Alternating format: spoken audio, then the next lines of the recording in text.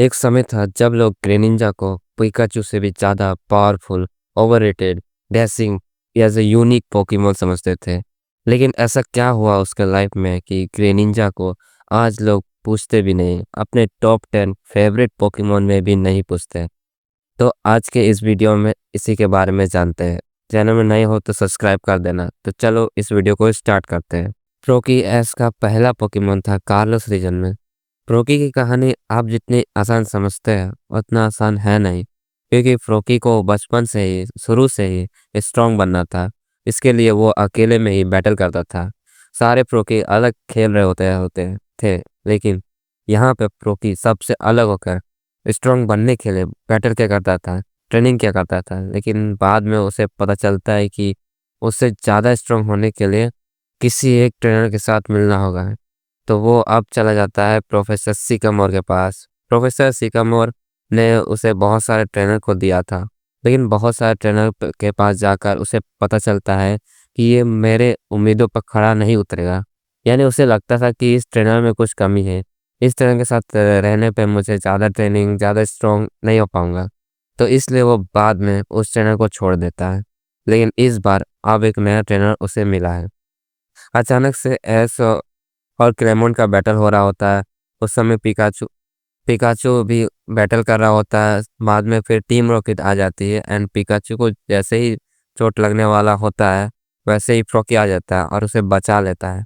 फिर बाद में फ्रोकी भी घायल हो जाता है। एस के जम फ्रोकी को नर्स जॉय के पास लेके जाता है। फिर फ्रोकी ठीक भी हो जाता है। लेकिन लेकिन फ्रोकी ने एस केचम को बैटल करते हुए देखा था।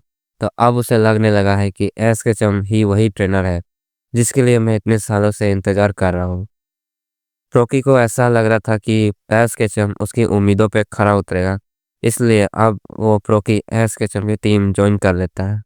एस केचम ने भी फ्रोकी को निराश नहीं किया। उसने फ्रोकी के साथ टोटल 12 बैटल्स खेले, जिसमें से वो 7 बैटल्स जीता, 4 बैटल हारा और 1 बैटल जो कि उसने ड्रॉ किया।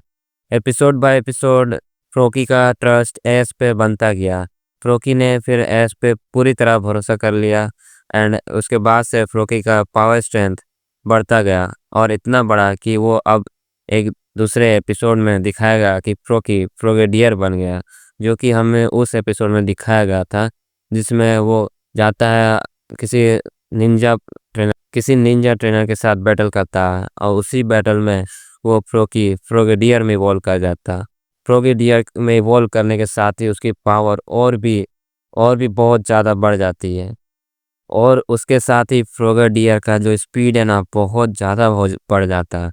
बहुत ज़्यादा फास्टेस्ट पोकेमॉन बन जाता है एस का उस टीम के अंदर। तुम एस वर्सेस ओलंपिया के बैटल में फ्रोगेडियर का परफॉर्मेंस देखकर ये कंक्लूजन निकाल सकते हो कि उस समय एस का सबसे इफेक्टिव पोकेमॉन कौन सा था। और उसी मैच से पहले ओलंपिया ने ये विजन किया था कि फ्रोगेडियर आगे चल के दुनिया का सबसे पावरफुल पोकेमॉन बनने वाला है। ये फ्रोगेडियर ऐसा वैसा नॉर्मल फ्रोगेडियर नहीं है। ये आगे चल के ऐसा यूनिक पोकेमॉन बनेगा ना कि जो आज तक कोई भी पोकेमॉन जिसको अचीव नहीं कर पाया है। ऐसा फ्रोगेडियर का बॉन्डिंग बहुत ज़्यादा स्ट्रांग था और इसी में हमें पहली बार ऐसा मोमेंट था जिसमें एस के निंजा का फॉर्म देखा गया। और ये कार्लोस XYZ का पहला एपिसोड था। ये फ्रोगेडियर पोकेमॉन XYZ के एपिसोड 6 में the legend of Ninja hero में ये फ्रोगेडियर इवॉल्व हो जाता है ग्रेनिंजा में और उसी टाइम एस ग्रेनिंजा फॉर्म हम लोग को देखने मिलता है।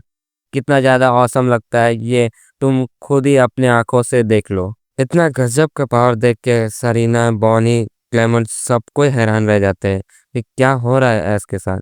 उसके बाद ऐश को भी पता नहीं चलता है क्या होता है उस बैटल के बाद। तो फिर ये लोग बताते हैं कि तुम और ग्रेनिंजा को ऐसा लग रहा था कि तुम दोनों आपस में जुड़ चुके हो। और उसके बाद जो क्लेमेंट होता है वो फिर चेक भी करता है ऐश और ग्रेनिंजा के बीच कितना ज़्यादा बॉन्डिंग है। उसके लिए क्लेमेंट अपना एक मशीन बनाता है जिससे ये पता चलता है कि ग्रेनिंजा और एस का बैटल पल्स एक दूसरे के साथ सिंक्रोनाइज होता है या नहीं। ये बात तो मेरे को भी समझ नहीं आती कि ये कैसे कर सकता है क्लेमेंट।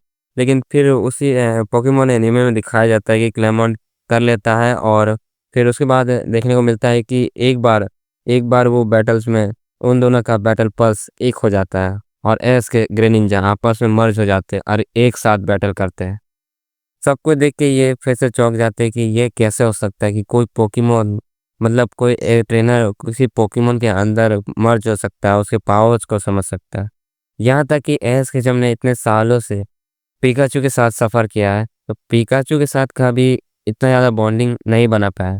लेकिन देखो ग्रेनिंजा के साथ इतना बॉन्डिंग बना चुका है, तो बता अब कौन सा पोकेमॉन ज़्यादा पावरफुल है? इस पावर को महसूस करने के लिए खुद कार्लोस चैंपियन डायंथा भी एस के के साथ बैटल करने आ जाती है और उसी टाइम पहली बार ग्रेनिंजा के चारों ओर घूमने वाला पानी एक स्टार में बदल जाता है, वाटर सर्कल में बदल जाता है और ग्रेनिंजा उड़ने लग जाता है। सोच रहे हो भाई कि ग्रेनिंजा जो कि वाटर टाइप पोकेमॉन है उड़ने लग जा रहा है, इतना ज़्यादा पावरफुल आ चुका है। उस बैटल का छोटा सा क्लिप मैं तुम्हारे सामने दिखाने वाला हूँ ताकि तुम्हें लगे कि भाई ग्रेनिंजा कितना ज़्यादा ऑसम पोकेमॉन था।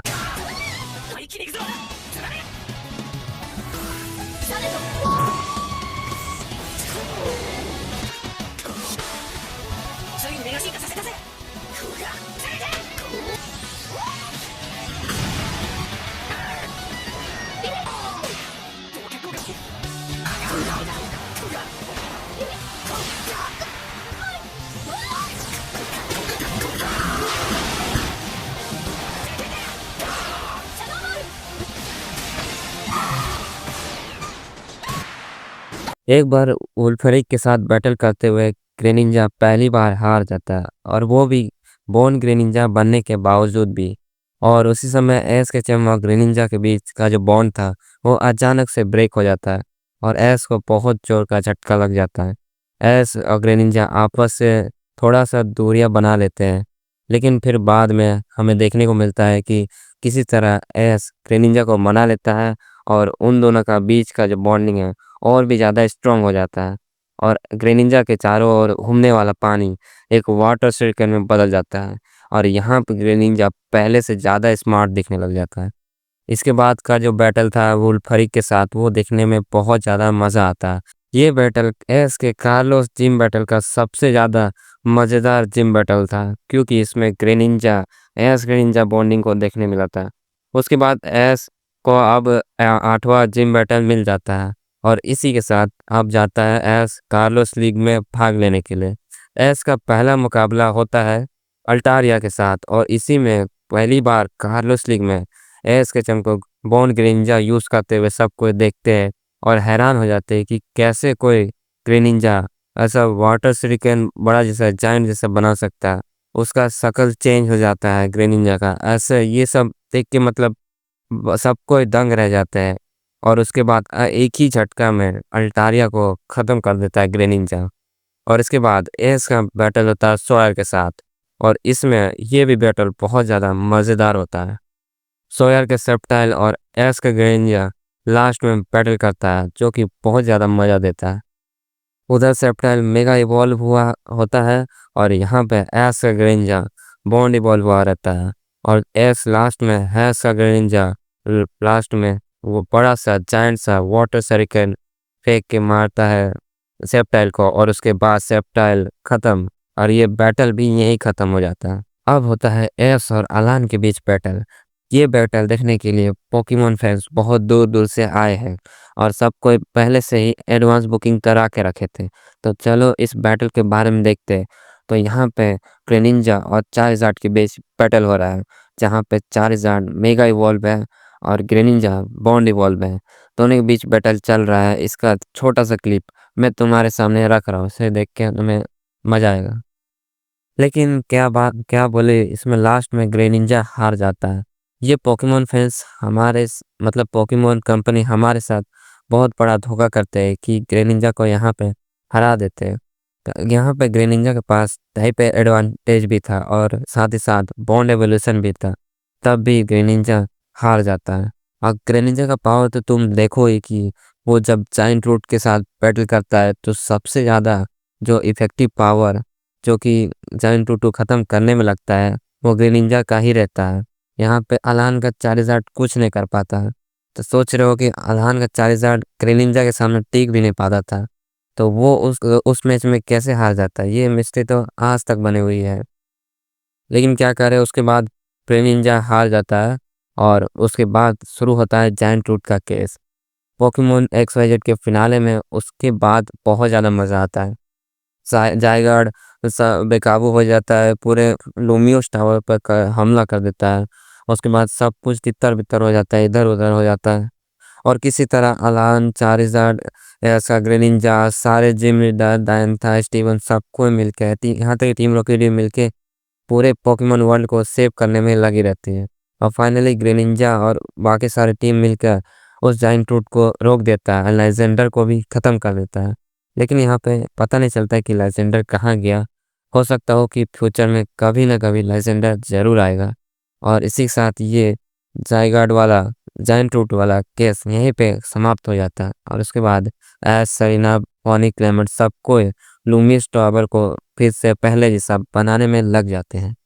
और इसके बाद ही वो दिन आता है जब ऐश सरीना से दूर चला जाता है। उसके बारे में तो सब पता ही है कि क्या होता है वहाँ पे। और उसके बाद यहीं पे XYZ समाप्त हो जाता है। और उसके बाद जो सीजन आता है उसके बारे में मैं बात नहीं करूँगा। तो चलो मिलते हैं नेक्स्ट वीडियो में। जुड़े रहना पॉकेमास्टर जीएस के साथ।